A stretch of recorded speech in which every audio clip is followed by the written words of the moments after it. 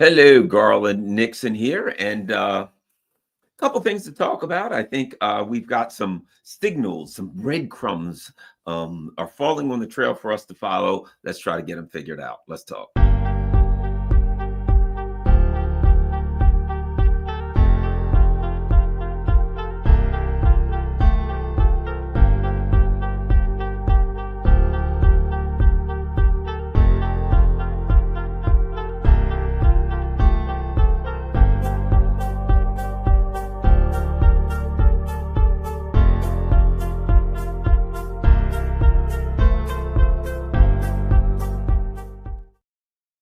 Hello, Garland here. Sorry about that. Looking around a bit, and we got a few things going on. Um, let's start here because I think there's significant things happening. There's things to understand. I'm going to give you, and you may not agree with it, but I'm going to give you some overall thoughts that I've had, some things that I've been kicking around. I don't know how much of it I've said on my channel and how much I haven't, but a couple of things regarding a new world order, right? The new world order. Initially, the new world order was a phrase that was used a lot in the 1990s. It started, and it was, I think it came from George H.W. Bush. And in a nutshell, my understanding of it referred to kind of a globalism, kind of not necessarily a one world government, in that it was formally a one world government, but a one world government in that the United States is now the hegemon, complete, unquestioned, total. It was a reference to the unipolar world, and that all governments and countries would bow a knee to the empire, right? And that was the so-called New World Order. And a lot of people interpreted it different ways, and more literally like, hey, we're going to have an order where there's one government and everybody, is subservient to that government. I saw it as an informal New World Order. Okay, we pretended that there were democracies and the countries were individual, independent, sovereign nations, when really they weren't. And with the neocons, you could see it; they were much more open with that, right? But I think we now are looking at a new World Order. Okay, and in one of the things, I think one of the giveaways was Marco Rubio's recent speech, where he actually referred to a multipolar world and spheres of influence and things of that nature. So, to be quite straightforward about it, is my opinion, and I'll just lay it on the line. It is my opinion that over the last 4 years, let me start a little bit earlier. It is my opinion that there was a plan, 2014, the U.S. government overthrew Ukraine, government of Ukraine, okay, that Hillary Clinton was going to come in 2016. And voila, she was going to do what Joe Biden eventually did, right? She was going to get the war in Ukraine started, and down they were going to take Russia, and then they were going to appropriate all of Russia's resources, and then everybody in the world would have to bow to the knee of the U.S. empire, because we'd have Russia, we'd have the biggest, resource rich individual country in the world. We got everything, man. We got it now. We got size. We got another 150 million people, slaves, as it were. We've got oil and gas and you name it, right? So that was the plan. Okay. The plan originally went awry when Donald Trump won in 2016. They weren't planning for that, and he threw a monkey wrench in a lot of things. And they spent the time, going after Trump, focusing on Russia, and that should tell you something. Because even without Hillary being in there, their plan was to take out Russia. But still, their only focus at that point was Russia. That was it. Trump, you're a Russian bot. Trump, you're working for Russia. Oh, you're trying to not give weapons to Ukraine. So even when Trump was in, you could still see that this neocon group, right, their whole focus was Russia. Everything was about Russia. If they were going after Trump, they were going to use Russia. If they were going after Trump, they were going to use Ukraine. That was their focus. There was nothing else. They were zeroed in on Russia and Ukraine. That was the center of the universe for them, because they were going to use Ukraine as a political and military tool to take out Russia. Okay, Trump was there for 4 years, and he just threw a monkey wrench in that because he wasn't supposed to be there. Hillary was supposed to be there. All right. 2020, along comes Joe Biden, and they win. Now there are people who dispute the election, who don't dispute the election. That's up to you. Whether you dispute it is irrelevant. The point is, in comes Joe Biden. Now Joe Biden is going to do what Hillary Clinton was supposed to do. Right, the neocons are in. Jake Sullivan was Hillary's person, but Tony Blinken was Biden's person. But it didn't matter. They brought in, over at the National Endowment for Democracy and USAID, these were the same Hillary, John McCain, Joe Biden people, right? They were the political expression of the neoconservative ideology, right? There was the in the Pentagon, there was all over the place at the State Department. Blinken ended up being the diplomatic expression of the neocon cabal, right? So at any rate, now they got what they want. And as we always know, be careful what you pray for, you might just get it. So what happens now? Well, now all of a sudden they can move forward. So within, a year or so, they get themselves together and voila, the Ukrainian military starts firing at the Donbass civilians. They increase the firing. They, coaxed through. They knew that if they fired a lot more rounds at the civilians in the Donbass, that the Russians would come into the fray, and they got what they wanted. And of course, at that point, now we got what we want. We're going to take the Russians out. The rest is history. You know how that worked out. You know how the sanction worked out. You know how the military end. All of the stuff worked out. Okay, that brings us to now. That brings us to Trump coming in. That brings us to, through all of these dangerous things that happened, blowing up the Nord Stream, extreme censorship, the whole Israel conflict, and the public relations disaster that it was for both the United States and Israel. Right. So here's my opinion.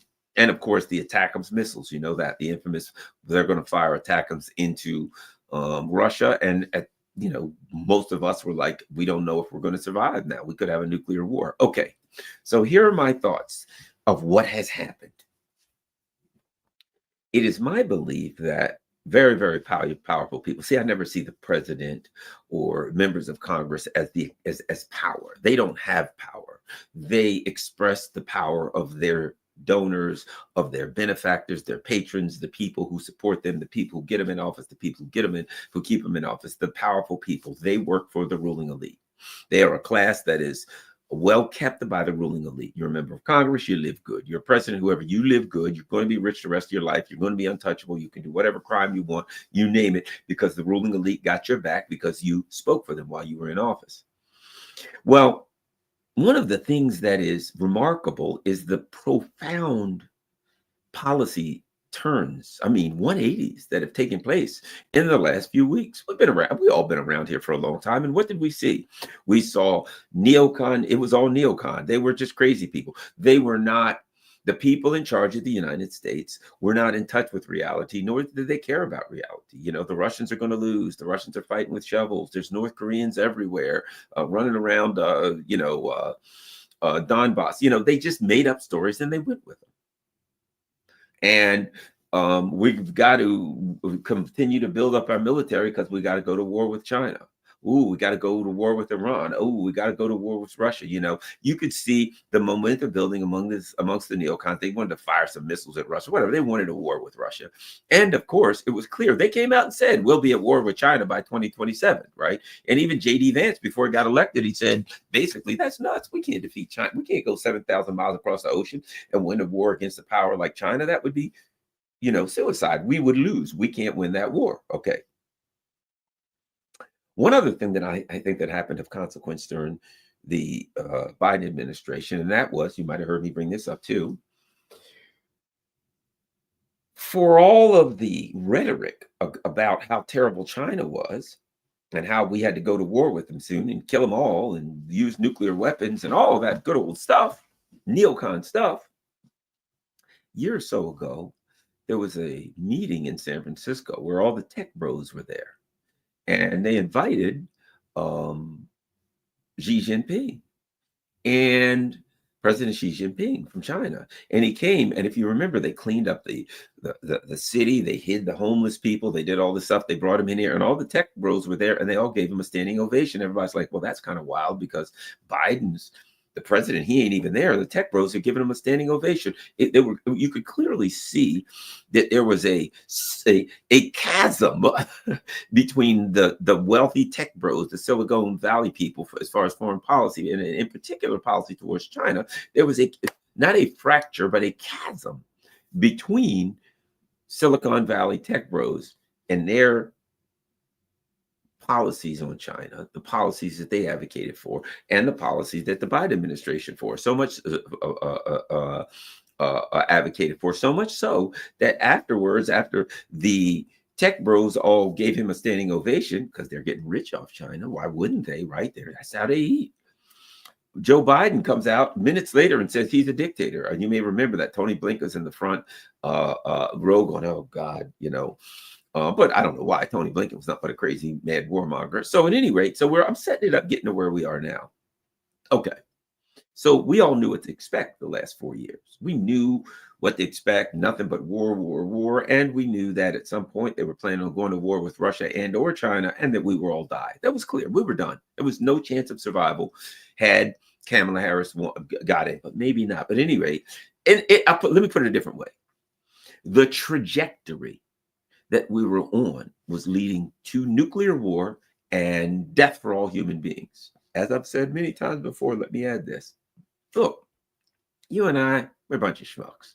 Who are we? We're nothing. We croak tomorrow. The ruling elite don't care. They'll use us to grind us up and use us to feed their plants. So their roses will grow nicely in their finely manicured gardens, right? But the tech bros and these billionaires are like, look, we're billionaires. We own everything. We can do whatever we want. We can go to the Maldives. We can, you name it, we can do it, right? And oddly enough, the current trajectory of the United States is going to end our billionaire status because we'll all be dead in nuclear conflict. Now, these are people who are constantly trying to find ways to, the transhumanism, to put their thoughts and brains and consciousness in a machine so they can live forever. They ain't real hip on dying in a nuclear war, right? Okay, so let me tell you what I think. I think some factions of the ruling elite got together and said, this ain't working for us. The neocons have risen to ascendancy and they're going to kill us all. And we don't care about them killing the littles. Okay, fair enough, whatever. But they ain't killing us. Something's got to change. And this is obvious. People, you can say, oh, this is a crazy conspiracy theory. This is obvious to me. Look at what Biden and Blinken and all these people were doing. And a week later, Donald Trump's in. And what are the first things Donald Trump did? He calls you. Now, keep in mind something. Everybody was like, well, Israel gets whatever they want. We can't touch Israel. We can't do anything with Israel.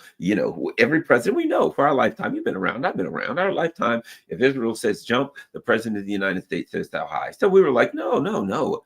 What happens? Trump picks up the phone. Hey, Netanyahu, you cut that crap out. And I mean now, he didn't even call. He didn't do that. He sent this guy over. His guy, and we know, you all know the story. His guy came over. Hey, Netanyahu, yeah, I want to talk to you. Oh, I can't do it till Saturday. Shut up. You'll do it now. Okay. Now, war's over. Take a hike. And Netanyahu did it. As I've said, I suspect that Netanyahu got a call from these very same, very, very powerful people that says, oh, yeah, some guy's going to tell you to do something. You better damn do it or you're dead. Because, these people don't play around. It's kind of the way the game they play.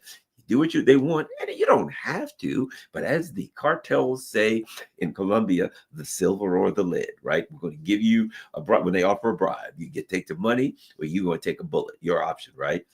So I suspect that Netanyahu was given an offer that he couldn't refuse, okay? Who's ever saw that? Don't you think that's weird? Then Trump comes in, and what's he do? He picks up the phone and he calls Xi Jinping. Hey, bro, love you. What's happening, man? Love you. Haven't talked to you in forever. Tell you what, why don't you come to my inauguration? Xi Jinping's like, nah, I can't do it. I'll send some people. And what happens? Okay, great. We're going to bring peace to the world together. That's a 180 like that. We're bring peace to the world. Anything else there, Mr. Trump? Yeah, I think I'll call old Vlad. Hey, what's happening there? Vlad, bro. Well, I'm not saying he called Vladimir. I don't say he didn't. But the bottom line is, it was clear. What next? We're going to get peace with Russia. We don't want trouble with Russia, man. Come on. We're going to outdo this Ukraine thing. I ain't attacking nobody. Don't want war. Then Trump gives a speech. He gets elected. Hey, what are you going to do, Trump? I'm going to be a peacemaker. I want to be known by bringing peace and not war. Now, I'm at odds with a lot of friends of mine over these kinds of things because they're but Trump said he's going to do that. Trump's not going. Trump thinks this. Trump doesn't think this. Trump knows this. Trump doesn't know this. That ain't where I am. My opinion is more like this. There are people with extreme power. And when they tell Trump, you could be president. Yeah. We've decided to take this country in a different direction. Are you game? And Trump knows who he's talking to. Yeah. What's the new direction? Here it is. And in my opinion, Trump is executing a plan, not necessarily Trump's plan, but somebody's plan. And I think it's the very, very powerful people. Somebody said Trump says what he thinks. And not necessarily. I think that's a big error. That Trump has you where he wants you. If you think he says what he thinks, because to say what he thinks means you take him all literally. Well, when Trump says this, he means it. Well, what do you mean? What do you know? Trump said that the Russians are losing lots of people and the Russians are desperate. Now, if you believe that Trump says what he thinks, then you believe that Trump doesn't know what's going on in Russia. He's so confused. He's missing. Bull crap. Trump knows what's going on there. It's a game. It is a game. Trump says things for effect. Understand something. Don't underestimate Trump and think he's some kind of an idiot, that he's a moron and he just babbles things out like a lunatic. Now, don't get me wrong. There are times when that happens, but there's also times when it don't. And my opinion is Trump's playing a game and he knows good and damn well. He knows I think he's playing a game and he had his reasons for saying that. But I know people who know people.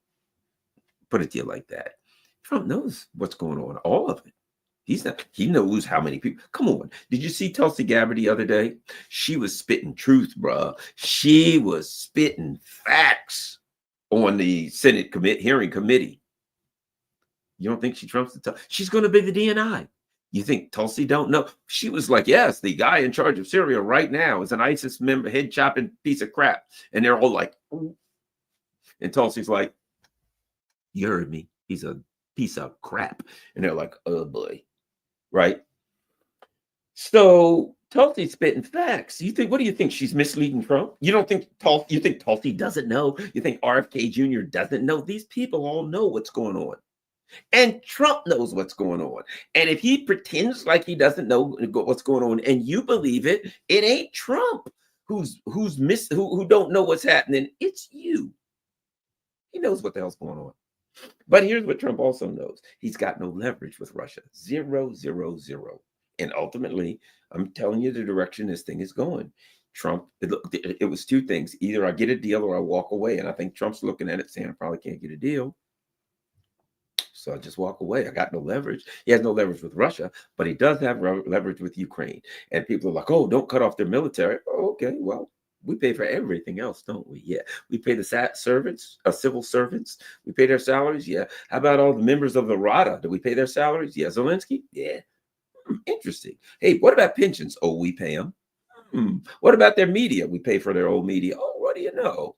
Well, I can't really cut all of the stuff going for military, but I'll cut every damn thing else. They might be worse off having Trump have cut everything else than the military. But bottom line is he's trying to get out. Okay. So let's keep going. I think basically the game that's being played here is Trump is yanking the rug out from Ukraine. And somebody said, I think Trump wants Putin to call first. No, Trump wants Ukraine to call first. Trump is yanking the rug out from under Ukraine so that Ukraine's civil society, right? The people, the institutions that are none of them being funded anymore, that they collapse, and then they call Trump, say, please, we got to have some money. Our media has collapsed. We can't pay for colleges. We can't send people pensions this month. People aren't going to get their pensions. They're not going to be able to eat. We don't have anything. Trump, we got to do something. And Trump's going to say, funny, you should ask. I think I got a plan, but I got to call Putin first to make sure, and then I'll offer it to you, right? I think he's using the only leverage that he has, and that's leverage against Ukraine. And meanwhile, he yanks the money. Their civil society starts to fall apart. The Russians are still softening them up on the battlefield. And so what all Trump's doing is he's motivating Ukraine, and the Russians, I think they know what time it is. They're going to slap Ukrainians around, and at some point, the Ukraine will be in a position where it'll have to acquiesce to what Russia wants or collapse completely. And Trump don't really give a crap. His game's going to be, because you think about it, the U.S. president can't take a loss in a war, right? He knows, man, I'll look bad if I take a loss. So what he's going to do is this. He's going to say, well, that was Biden's war. They screwed this up. They really messed this thing up. And God knows why they do that. And I'm not paying for Biden's mistake. And then you go do some investigation into the money, the Pentagon money, and you find some crooked stuff there. And you say, my God, look what the Biden people were doing with this money. And you use that as another example of how Biden did bad things and screwed it all up. The Biden administration screwed this whole thing up, and I'm just extricating myself. It is my job as the president to extricate the United States from this freaking mess. I'm walking away. The setup is, at some point, Ukraine's in collapse, some point very, very soon. And either the Ukraine says, please, can you get me a deal with Russia?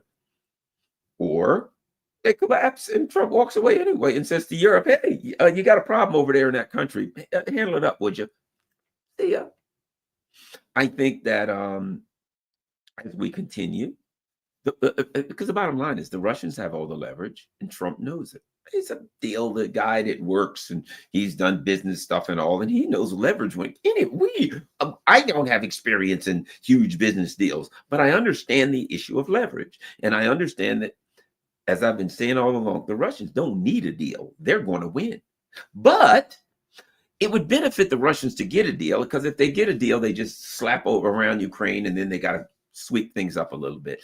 If they get a deal, what they want is a comprehensive deal, which we're going to get to NATO, that gives their border security, makes, a comprehensive deal that gives them security in their region. That's really what the Russians want. They don't want to just knock out Ukraine. Then they got to deal with the remnants of whatever's left over. It's much better for the Russians if they put Ukraine in a bad position. So what do you want to do when you want to deal? You want to have all the leverage. If I'm selling widgets and I know your company can't operate without my widgets. Your company's making money, your company's doing well, but they got to have a flow of widgets. And we're signing a deal on widgets. I know I got you over a barrel. I got all the leverage. So I'm going to get a good deal from selling you my widgets, aren't I? Right. And I think the Russians, from their perspective, if you think of it from the perspective of making a deal, when it gets to the point where they got everything, Ukraine is crumbling. Europeans are like, what the hell are we going to do? Can we please get some gas back? We're having some problems. Americans want the hell out. That's when the Russians want to deal. That's when they want to do diplomacy. They wanted to do diplomacy, as Richard Nixon said, when you want to bargain. Paraphrasing, when do you want to bargain? When do you want to negotiate with your adversary? When they're laying on the floor and you got your foot on their neck. It's time to bargain now, right? We get in a fight. I get you down on the ground, or let's say I got you in an arm bar, your arm swing, oh God, I'm in pain, or whatever, a wrist lock, you name it. I got you in some kind of a lock, highly compromised, and you're screaming in pain. It's time to bargain. For me, I'm ready to bargain. You ain't so happy about bargaining because your only option is to scream out in pain or give me what I want, right? So the best time for the Russians is to have them at a critical point where Ukraine's ready to crumble, where the EU is begging to turn Nord Stream back on, which we're getting close to. We'll touch on that. And the U.S. wants the hell out because they got bigger fish to fry. At that point, that's when the Russians want to come in and say, and not until at that point, the Russians want to come in and say, Things have been going bad for the last couple of years. Certainly, we've had our differences, but I think we need to sit down at the negotiation table. Maybe we can work out a deal. Everybody wants what I got. Oh, you want my gas? Oh, really? Oh, you want me to take my foot off your neck there, Ukraine? Work that out. Oh, Trumpy, you want to, hit the bricks and extricate yourself from this flipping mess that Biden got you in? I think we can make everybody happy.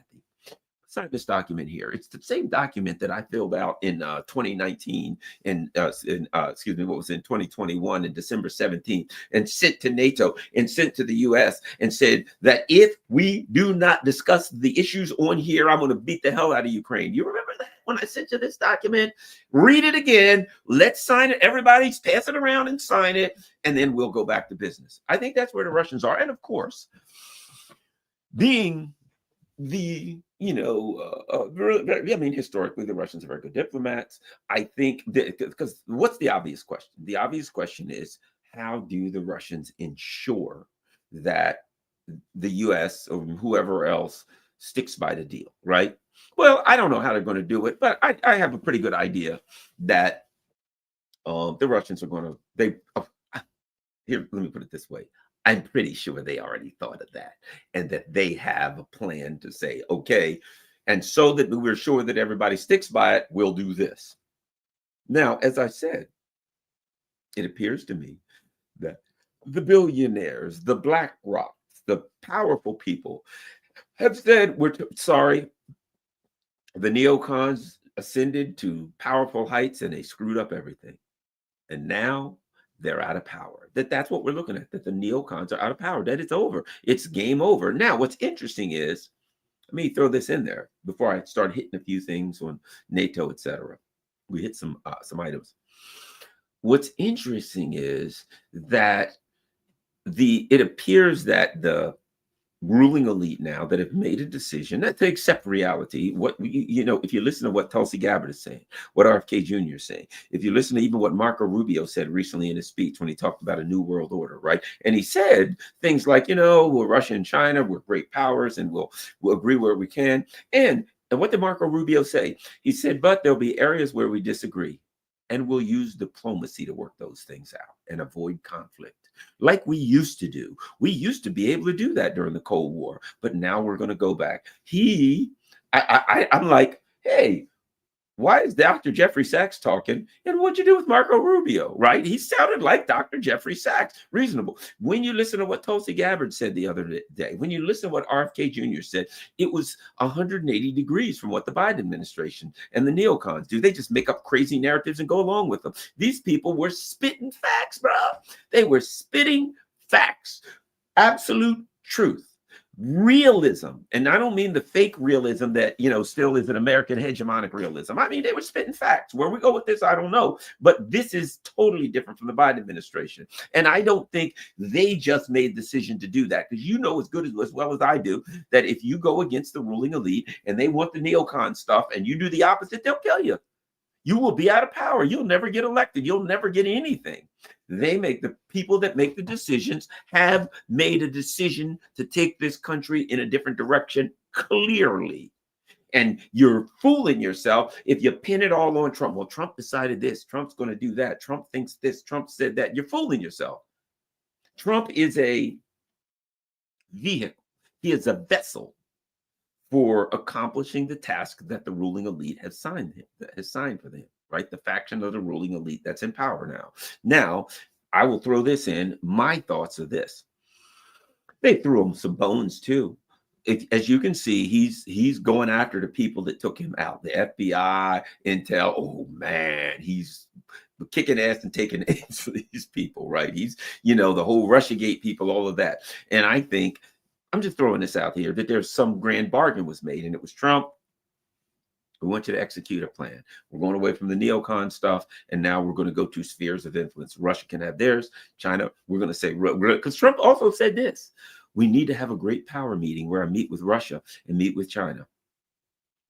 So, and if you remember, after Donald Trump spoke with President Putin, very shortly after President Putin spoke with Xi Jinping and said, and the readout said he briefed him on his conversation with President Trump. And there were those who say, hey, wait a minute. I think he was filling him in to making sure the two together. I have heard from people who I trust that ain't it. That what I ain't saying that Trump spoke with Putin, but somebody spoke with Putin on behalf of Trump, clearly, and that apparently they asked Putin, as I hear, could be wrong, but this is what I'm getting from people I kind of trust, that it was, hey, make sure Xi Jinping knows that Trump wants a three-way meeting, a great power meeting. He spoke of it before, so at any rate, so let's continue. So bottom line is what I was saying a few minutes ago is I think basically the ruling elite, we got a plan, Donald Trump, and you're going to execute it. And the neocon, they've been in power long enough, they're done. We're going in a different direction here. And as a consolation prize, no, you're the president, as a prize, and Donald Trump wants some get backs. He wants some revenge. You have at it, Donald Trump. You can go after the 51 intelligence, whoever the hell you want, right? I mean, think about something. Yeah, this. Okay, if we're going to continue to be the world's hegemon, we got to have the regime change machine, right? USAID, National Endowment for Democracy. We are paying 90%. It's come out recently when Trump cut the money for USAID and National Endowment for Democracy, the regime change machine. That's what it is. It's the world's regime change machine, the soft power machine. They're in Romania, they're in Hungary, they're in all over the place. They're in Venezuela, you name it. And they're like, they got websites and they got organizations that are for democracy. Yeah, right. The regime change machine, right? If you're not going to be the world's hegemon, you don't need that anymore, do you? So in reality, when Donald Trump snatched the money and said, I'm shutting the money for 85 days that goes all over the world for all of these programs, he shut down the regime change machine. He shut it down. It is the soft power machine. A huge part of it is fake media, right? So we found out when that happened from Ukraine that 90% of the Ukrainian media is paid for by USAID, National Endowment for Democracy, by the regime change machine, that the entire media in Ukraine is a fraud. It's simply the US State Department, pretending that there's a Ukrainian media, but it shut it down everywhere. And people are like, gee, isn't that interesting? The whole regime change machine, the soft power machine shut down. If you have decided that you ain't going to be the world hegemon anymore, why fund it? You don't need it. You don't need it. And again, if Donald Trump shut down the regime change machine and the powers that be didn't want him to do it, they'd kill him. Or they'd come to him. They wouldn't have to. They'd say, Trump, you can't do that. And he wouldn't do it. Nobody tried to stop him, did they? Let me ask you this. Have you heard Congress screaming and yelling about it? You see a little bit in the newspaper. Where's Congress? How come they're like, no, you can't possibly shut down the regime change machine? It's so quiet in the Senate chambers, you could hear a rat piss on cotton. I'm telling you right now, it is conspicuously quiet in Washington. Donald Trump is shut down the regime change machine worldwide, and it's quiet because he was given the permission to do this because they're going in a different direction. Going to keep going. So there we are. We're looking at it and our heads are spinning. My head's spinning. I'm thinking, Jesus, Trump called Netanyahu and just shut things down like that. And nobody made none of the usual Zionists, the ADL, none of them. Nobody said anything. AIPAC. I went on with AIPAC's website and said, yeah, there we go. Well, good work, Trump. Well, we support you with everything you're doing. And that's supposed to happen, is it? But it did. It did, didn't it? Because the people in power said it happens. When they say it happens, it happens. And they have decided to go in a different direction. They don't want to die in a nuclear war. And I firmly believe that Donald Trump, that one of his informal advisors, I firmly believe is Dr. Jeffrey Sachs. I have a number of reasons for saying that, but I firmly believe that either one of his direct informal advisors or the people around him, the informal advisors, is Dr. Jeffrey Sachs. In fact, I'm going to tell you like this. Dr. Jeffrey Sachs constantly said, what did he say if you listen to him when he was on the Duran? Man, I used to be able to call the White House anytime and they would listen to me. I mean, of course, he's Dr. Jeffrey Sachs. He says, the White House stopped taking my calls. They won't even take my calls. Well, you think he didn't call the Trump administration? the incoming people. You think he doesn't know all of those people, RFK Jr., all of them, and you think they don't respect that guy and they don't understand what he knows? I ain't gonna say I might have heard things in the wind, could be wrong, but there are rumors that Dr. Jeffrey Sachs, let me put it this, his voice is present in the midst of the Trump people, at least. Okay, let me continue. So that's where we are from my perspective. People in power, you can't have these kind of dramatic changes unless the ruling elite says you're going to have them. And now let's move on to something else before we get to NATO and everything. One of the problems they're going to have is this. It's clear, if you listen to Marco Rubio's speech, if you listen to what Trump is saying, that this is the direction they're going to go. Look, what did Marco Rubio say? The unipolar, he said the unipolar world is over. You think Tony Blinken or Biden or any of them would ever say that?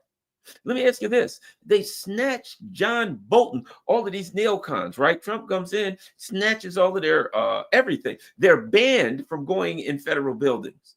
And they're all lost their, what do you call it? They lost their clearance, security clearances. And there's, I've been reading, they're still under investigation. Oh, they're going to go after John Bolton because John Bolton put some things in his book, apparently. I was reading on a whitehouse.gov is where I got this. And whitehouse.gov, one of the documents was claiming that there was a problem with John Bolton putting secure and or classified information in his book. They'll charge his ass for that. So bottom line is, they're going after some people. They're doing some purges. Apparently, people that were involved in the January 6th, people that were involved in the investigations against Trump, they're firing them.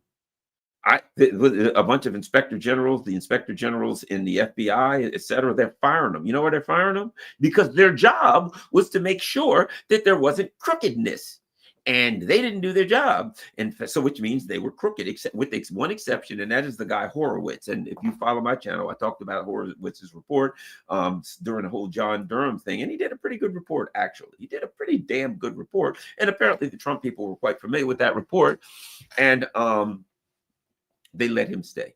But the rest of them, they're cleaning house. They're kicking ass and taking names throughout the FBI. I wouldn't want to be an FBI agent who had anything to do with Mueller or any of that stuff, or you are gone. They are done. They are frog marching them out the door, and they will continue to investigate them, and a bunch of them will be charged. And as I said, for Trump to be able to do that and they don't shoot him, that simply means that the ruling elite have said, Trump, you can do it.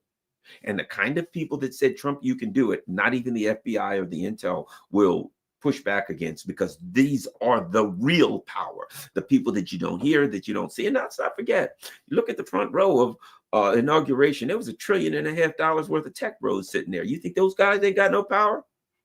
Fooling yourself if you don't. If you don't think that's the real power, and others, these are the real power. The real power was not in getting sworn in at inauguration. The real power is not sitting in the Senate chamber or in the House. That ain't where the real power is. Those people represent the real power. When the real power tell them to shut up and sit down, they do it. They do it, including Donald Trump and all the rest of them. And the real power now, to see a 180 like this means the real power has made that decision. Let's continue. The issue they're going to have, you think about it, is, and it's obvious what their decision has been. The decision appears to have been, here's what we're going to do. We're going to go to spheres of influence. We're going to meet with the Russians and Chinese, and we're going to say, Russia, look, that area of the world, clearly you're the most powerful entity. We ain't going to mess with you. You don't mess with us. That's your sphere of influence.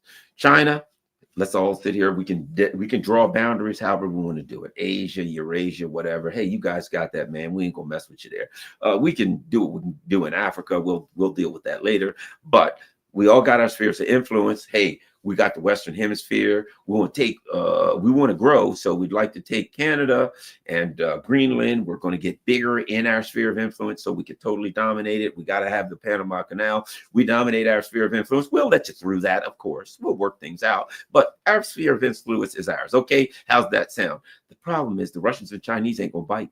The Russians and Chinese, that's not their flow. That's not how they roll. So the Russians and Chinese are more like this. No. That's not how we're going to play ball.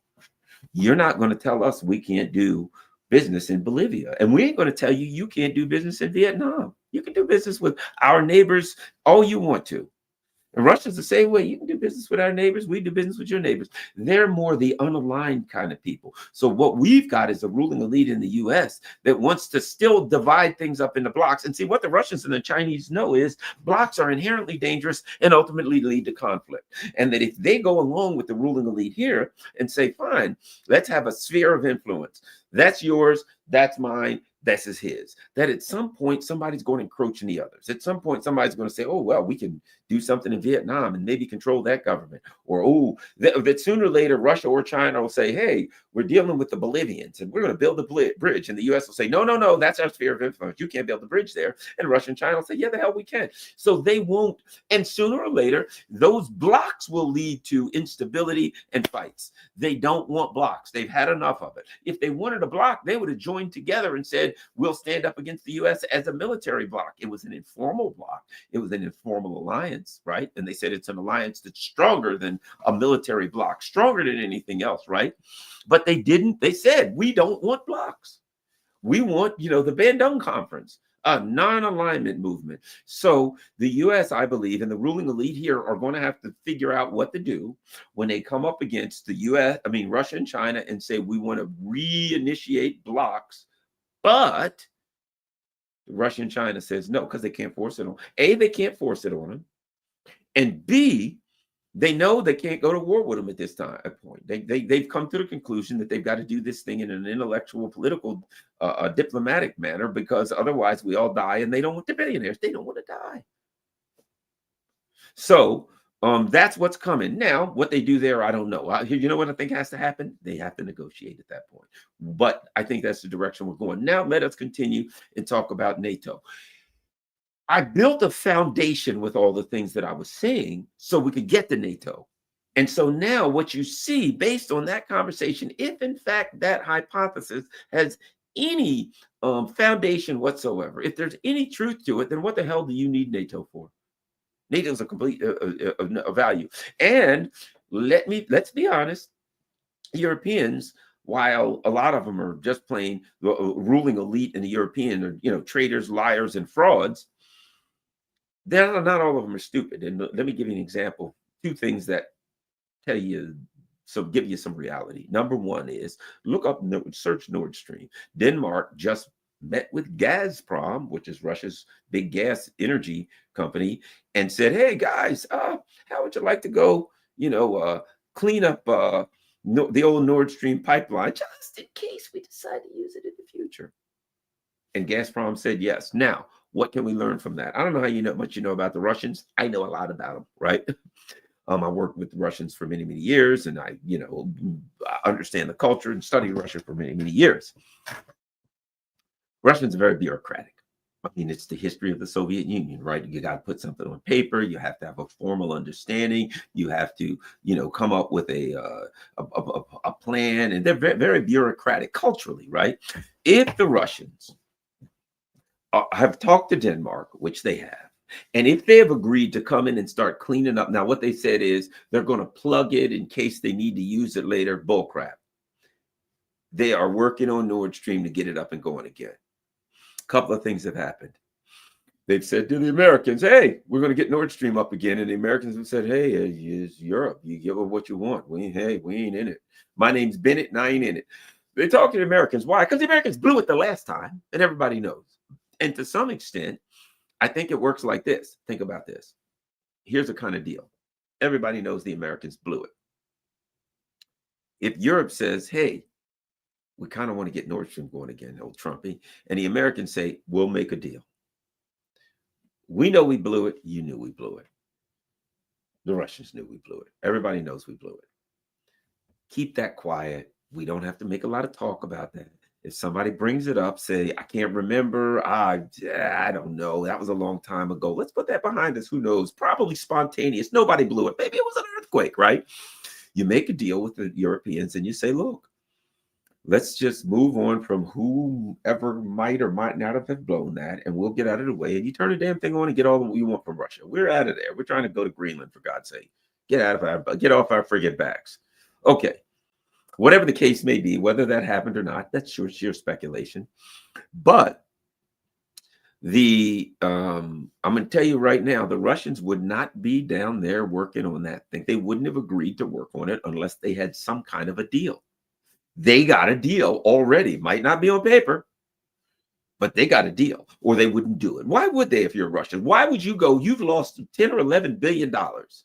And now the people who blew it and blocked you out and everything else are saying, come by. What are you going to do? I'll fix it so they can blow it again. Sorry. The Russians ain't that stupid. They already got a deal. It might just not be on pen and paper. So Nord Stream's coming back. And of course, as Alexander McCoy said, how are we going to pay for that oil if the Russians aren't on the SWIFT system? How are we going to pay for the oil if the Russian banks are all shut down and sanctioned and all that kind of stuff, right? Which says the sanctions are on their way out sometime soon.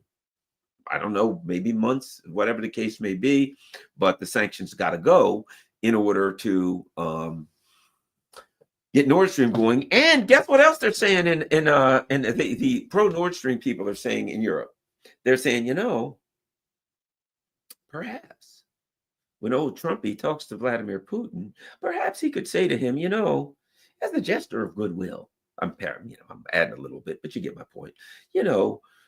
Since we're working on a deal anyway, Ukraine thing has to be put behind us, and maybe some people said they didn't like Dostoevsky. Maybe on the odd occasion, a monument to World War II, Russian soldiers might have been desecrated. Fair enough, these things happen. But here's what we'd like to do: we would like to maybe drop some of these sanctions in the immediacy as we start talking early. It's just a matter of good faith. And while the sanctions are dropped, perhaps some money could be exchanged and maybe some oil could be pumped through or maybe some gas could be pumped through pipelines and things, of that nature. I think that's the kind of thing that's going on right now. Come on, man, be realistic. They are talking about redoing Nord Stream. They ain't gonna talk about it unless they're going to do it.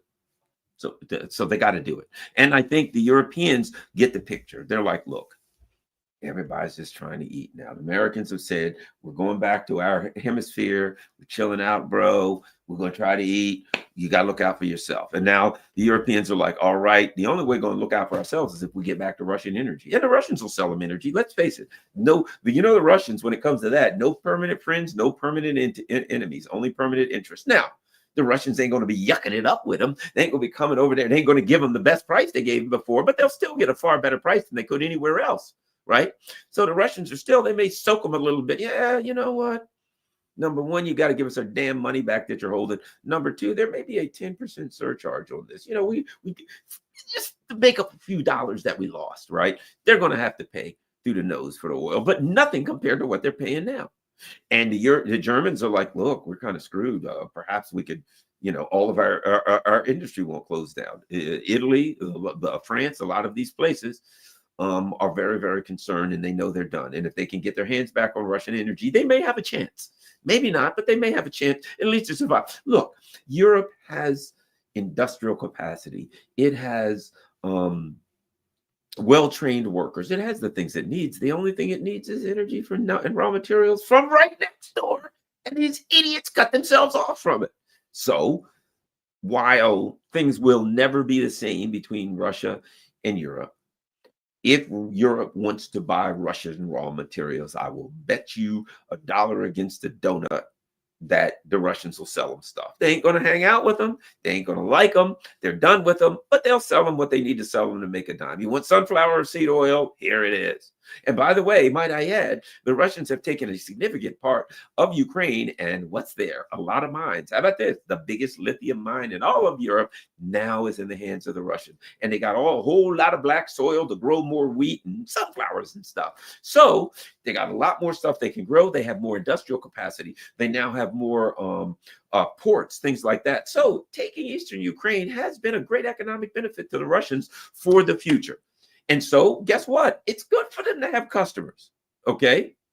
But let's just say this. Europe is not going to be a priority partner. They'll sell them the easy stuff. But if China wants something, China gets first dibs. That's all I'm saying. But they'll sell them the easy stuff because they're making lots of money. Their economy's going. Why wouldn't you if you're Russia? You know what I mean? You ain't got to love anybody. You ain't got to hug the Europeans. Sell them your crap and send them and turn your face the other way. That's the way they're going. If they got something left, and if they got a priority for somebody else, they'll sell it to somebody else first. But they're going to make money off the Europeans. That's for damn sure. Now, a couple of things that I'd like to touch base on before I leave. One, Germany. Well, I'd already touched base on Nord Stream. Germany. So Trump says to the Europeans, look, you're going to have to give up. You're only giving up 2% of your gross domestic product. You're going to have to give up 5%. 2% ain't going to get it.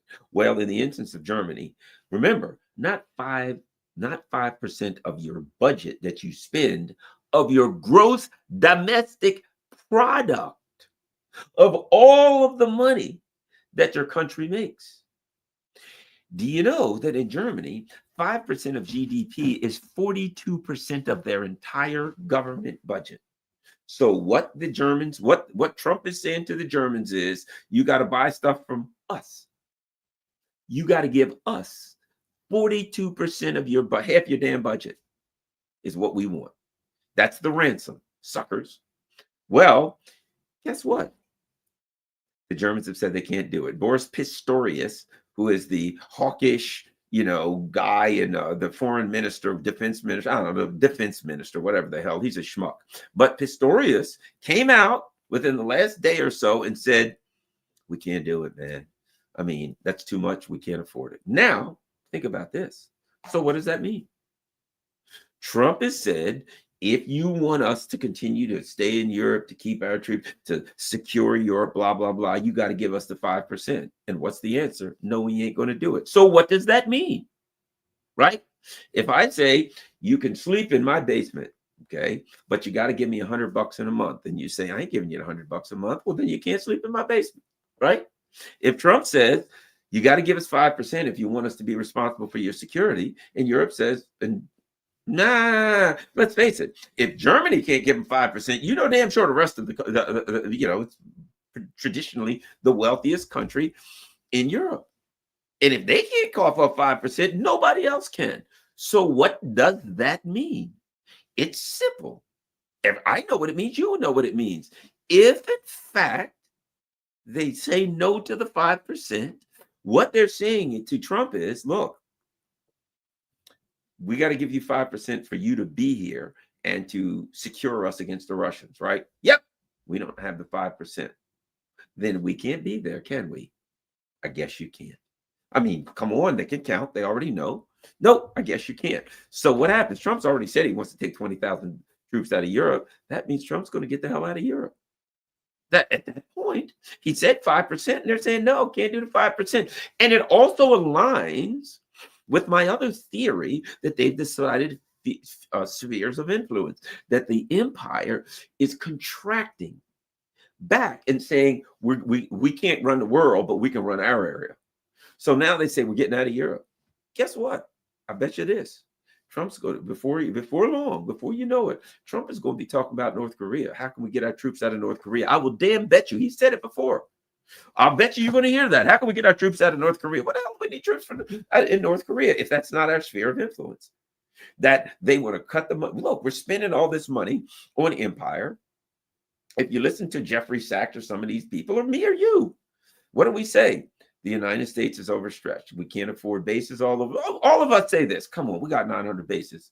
That's why we can't have nice things. That's why we can't afford it when the houses burn down in California, when trains overturn in East Palestine, when poor bastards get their houses washed away in North Carolina. We ain't got a dime for them. $700 for them. Why? Because we're spending money all over the world. We got nothing left for the American people. So I think what they've said is this.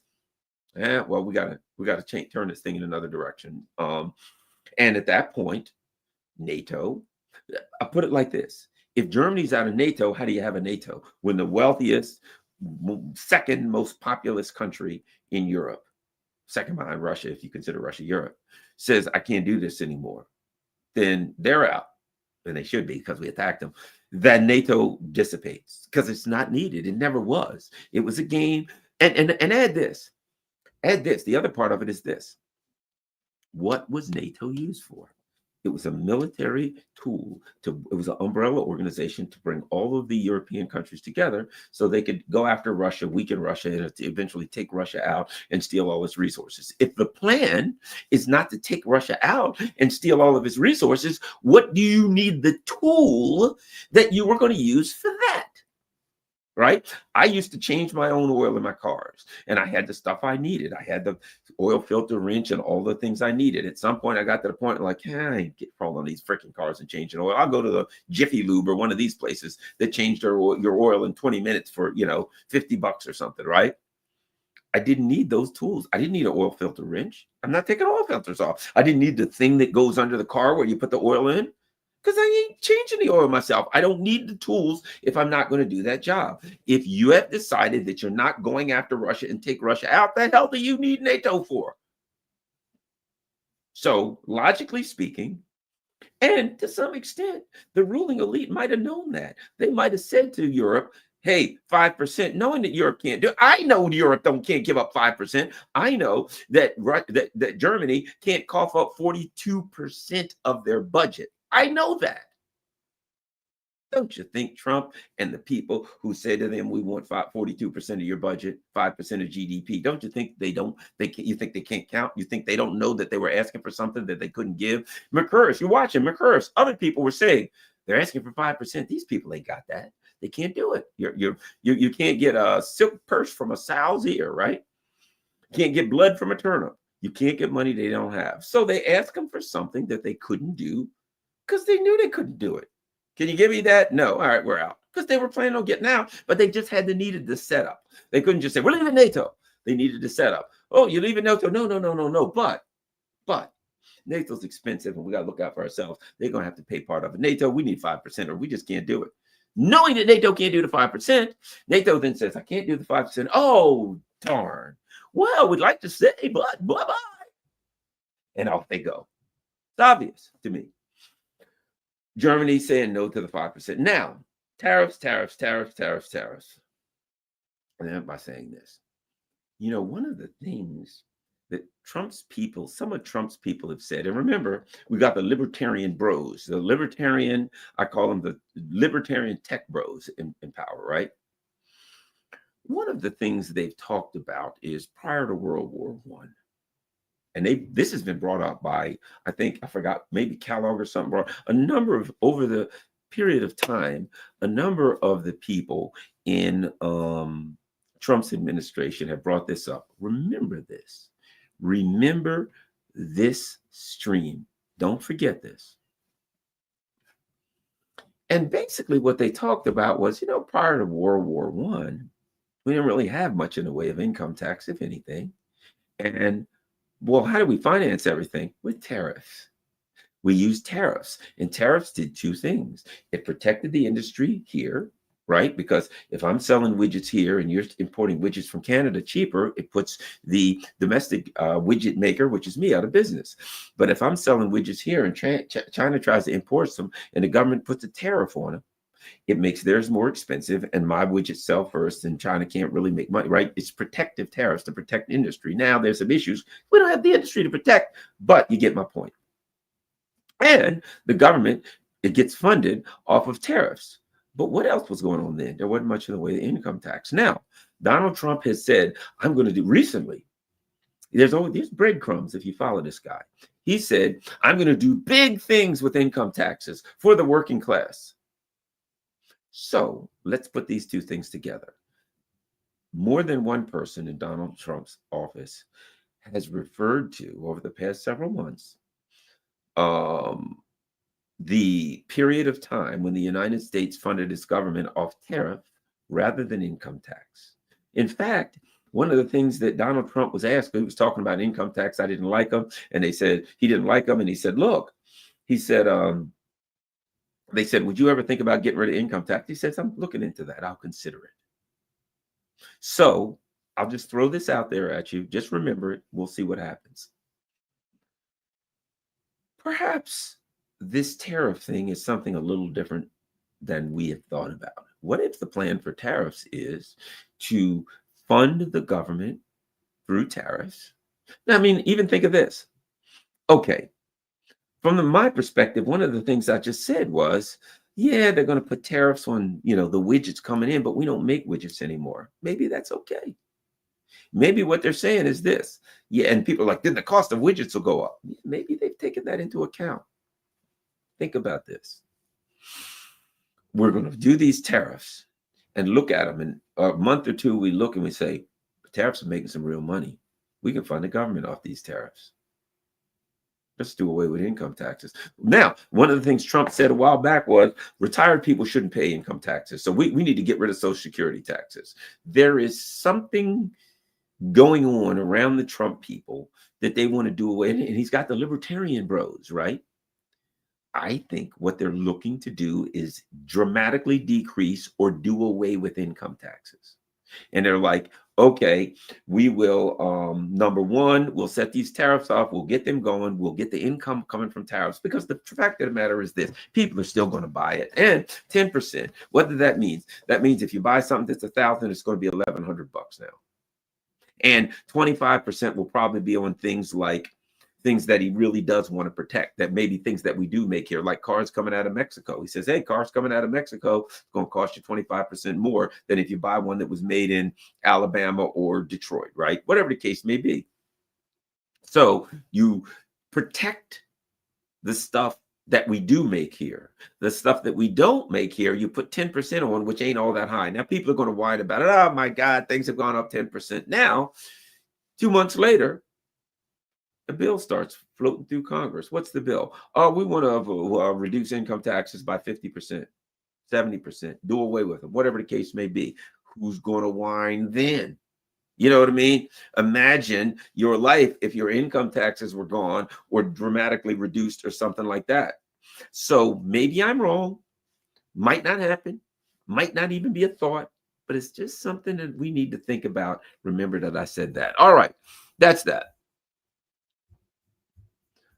Somebody says, oh, that's going to work. I don't know if it's going to work. I'm trying to figure out what these people are going to do, and it ain't easy. Hey, Arthur Cottrell, thank you very much. New member. By the way, everybody, we have a join button. I think it's like $4 or $5 a month or something. So please, if you can afford it, click the join button and become a channel member. That would be highly appreciated. All right, let's go down the, let's go down the,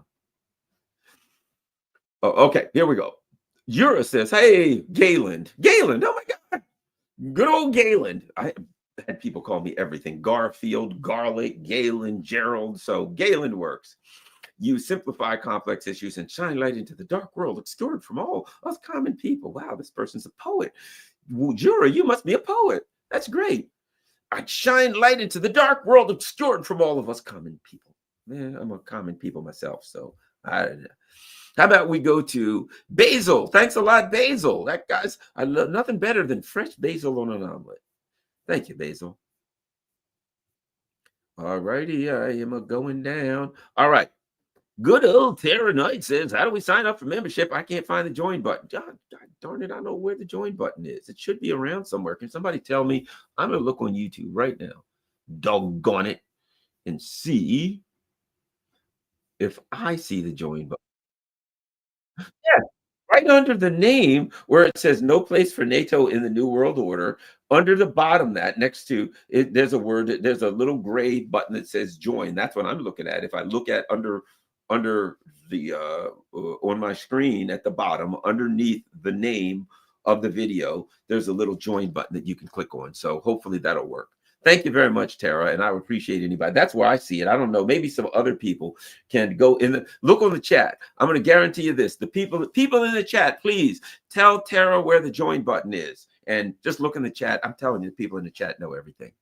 Anas says, I think U.S. wants to ditch the maritime choke points of the British Empire for the Arctic and Panama. Yep, practically only U.S. Navy can ensure that passage. Yeah, they want a regional control. They know they're going to be super regional powers as opposed to the world hegemon, and they're okay with that. They're being realistic. All right, we go to Rockfin. Anybody in Rockfin? New. Let's go to. We're going to go to Rumble. We're going to go to Rumble and see if there's any Rumble rants. Trying it. Rumble rants. And No, no rumble minutes. All right. Thanks a lot, everybody. Certainly appreciate it. As I said, if you can join, hit the join button. And if you can, let me see if I can show you. Oh, one other thing I got to show you. Lately, I've been showing people, I go through my analytics. If you can contribute, that would be great. You can see everything going across the bottom. And let me tell you why. Because YouTube ain't doing me no favors. We talk about um YouTube censorship, right? I'm going to show it to you. So I've been here on YouTube for quite a while, right? And I may look and I've got, oh, I got 50,000 views and I may have several thousand new subscribers. You get new subscribers, right? You get lots of views, you get lots of subscribers. And I'm looking, I got views, more subscribers. And people would say to me, geez, Garland, I don't understand why you don't have more subscribers. And I'm like, yeah, it's kind of weird.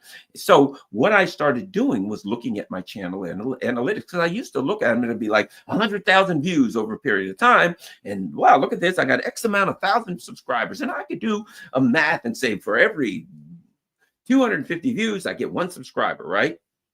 Let me show you. Now that I'm starting to look at my analytics, I'm going to show you what I'm going to show you what YouTube censorship looks like. Watch this.